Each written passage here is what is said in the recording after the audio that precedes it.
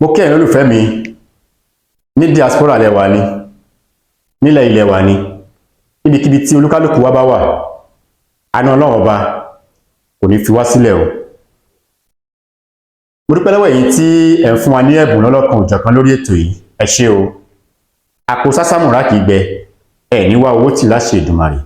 Ẹ̀yin tí ẹ̀ ti subscribe sórí YouTube channel wa, ẹ dákun bá mi subscribe, ẹ share program wa, ẹ like, kí ẹ comment. Ẹ̀yin tí ẹ ti follow wa lórí Facebook page wa, ẹ dákun ẹ follow wa lórí Facebook page wa. Orúkọ Facebook page wa ni Àṣírí Ewé àti Egbò. Orúkọ Facebook wa nìyẹn. Níbikíbi tí ẹ bá wà, àánú Ọlọ́run ọba kò ní fi wá sílẹ̀. Eléyìí tí mo fẹ́ sọ fún wa lónìí náà ni ó dá lórí àwa obìnrin. Ẹ rí pé mo ń tẹnu mọ́ obìnrin. Àwọn àrùn pọ̀ lára àwọn obìnrin. Ẹ má bínú o. Àwọn ọkùnrin náà ní àrùn tiwa lára o. Àmọ́ àwọn àrùn kan ń bẹ tó jẹ́ pé wọ́n ń ṣe obìnrin. Tóbìnrin bá wà nílé ọkọ tí ó máa wá oyún tí kò ní rí oyún ní. Oríṣiríṣi àrùn ló ń bẹ lára obìnrin. Tí obìnrin máa ń gbóná, irúfẹ́ inú bẹ́ẹ̀ kò lè gba ọmọ dúró o. Tára obìnrin máa ń gbóná, oyún ò lè dúró lára obìnrin tó bá ń gbóná. Ṣé ń gbọ́ mi dáadáa? Sí nǹkan funfun máa ń jáde lójú ara obìnrin tá ń pè ní ẹ̀sẹ̀ ewúrẹ́ kò lè jẹ́ kí obìnrin kó lóyún. Tí ọmọ obìnrin bá wú nígbà tó bá ń ṣe nǹkan oṣù lọ́wọ́, àbínú máa ń run obìnrin nígbà tó bá ń ṣe nǹkan oṣù lọ́wọ́, irúfẹ́ obìnrin bẹ́ẹ̀ kò lè ní oyún àárọ̀ di alẹ́. Ẹni tí inú máa ń run lásìkò tó bá fẹ́ ṣe nǹkan àlejò, ẹ yá mi létí yín. Ọ̀rọ̀ yín kò jọ mọ́ orí òkè, ọ̀rọ̀ yín ò jẹ mọ́ àsàlátù. Tọ́rọ̀ yín jẹ mọ́ ni pé a lo oògùn sí àrùn tó bá ń bẹ nínú ara ni. Ọ̀pọ̀lọpọ̀ ẹlòmíì ti gba wèrè mẹ́sìn. Wọ́n ti wá gbé ẹ̀sìn yìí wá, ẹ̀sìn méjèèjì, ẹ̀sìn Islam àti Christianity, wọ́n ti wá fi brainwash ọpọlọ ẹlòmíì. Bẹ́ẹ̀ sì ni Ọlọ́run ò dá ewé àti egbò lásán, kò dá fẹ́ranko lásán, ó dá fún àwa èèyàn kábàlì mọ́ jàǹfààní ẹ̀ ni. Ó dá ìgbà tó ń sọ pé ò lo ògùn dúdú, ò lo gbá, ò lo àwọ̀ òjèwé. Ẹ̀fọ́ tó ń jẹ yẹn, úgú, ewédú, tẹ̀tẹ̀, ṣọkọ, ewúro tó ń jẹ yẹn, ṣèbéwé ni.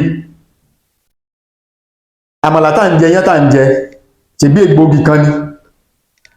Mẹ́ẹ̀kan parọ́ tàn wá o. Ìwọ tó wá gbọ́ nǹkan lórí social media tó wá dogun lé bàbá rẹ nù, ìyà ó jẹ àṣà sí ẹ lára. Etí ò bá dánú tá bá ń lé, òun là yọ kúrò ńbẹ̀.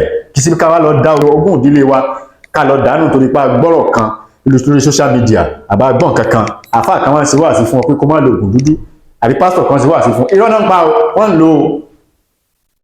Àwọn pásítọ̀ ń lò ó, wọ́n ń parọ́ fún ẹ̀yin ọmọ ìjọ. Bẹ́ẹ̀ làwọn àfáà kan ń lò ó, wọ́n ń parọ́ fún ẹ̀yin ọmọ ìjọ pé kẹ́ má lò ó.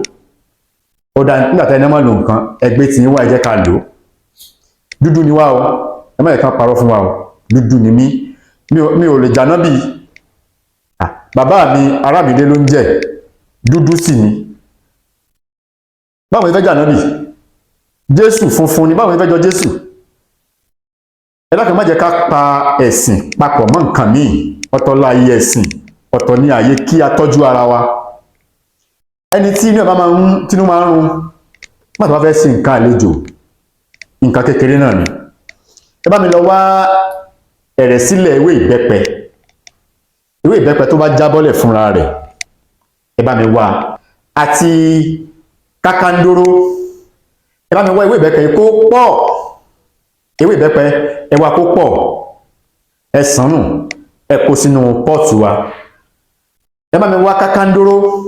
Ẹ ká gún kándóró yẹn, ká gún níwọ̀nba. Kákándóró yìí ẹ jẹ́ kí a gún níwọ̀nba. A wá kó kákándóró yìí, a kó sínú pọ́ọ̀tù bẹ́ẹ̀. Ẹ bá mi bu omi sí i. Ẹ jẹ́ kí a sè é bí 20 ìṣẹ́jú tàbí ìṣẹ́jú 25, 15 minutes tàbí 20 minutes. Ẹ jẹ́ ká sè é. Tó bá ti wá jiná, okay, ẹni kí náà pè ní kákándóró.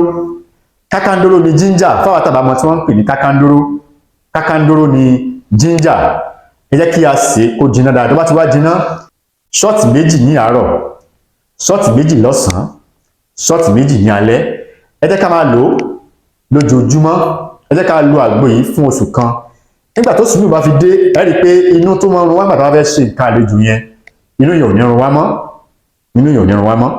Bí ó ṣe jẹ́ nìyẹn o ojú tẹ̀ fi ń wò mí ojú náà ò ní fọ́ etí tí ẹ̀ fi ń gbọ́ mi etí náà ò ní di ìbànújẹ́ ó kéré ó tóbi kò ní jẹ́ ìpín mi àti yín gbòrògbòdò ayé kò nílù fún wájú àríjẹ àrìnà àrìnà àrìlò ẹ dákun mo bẹ̀ yín bá mi share program yìí ẹ ní ṣe àṣedànù ẹ má wo program yìí lásán ẹ share ẹ like kí ẹ comment ẹ má fẹ́ pè mí bóyá nídìí àwọn àgbo wa abẹ́ nídìí àgúnmu jẹ̀díjẹ̀dí àgúnmu alẹ́ àdólami lójú ẹ bá nífẹ̀ẹ́ sí gbogbo àwọn nǹkan tí à ń ṣe nílé iṣẹ́ wa ẹ pè mí sórí nọ́mbà yìí 08039336675 tàbí 08087533584 orúkọ mi ò yí padà èmi ọmọ yín àbúrò yín olólùfẹ́ yín orúkọ mi ni Dr. Aviz Abolade ọmọ Aramide ire o ó dìgbà kan náà.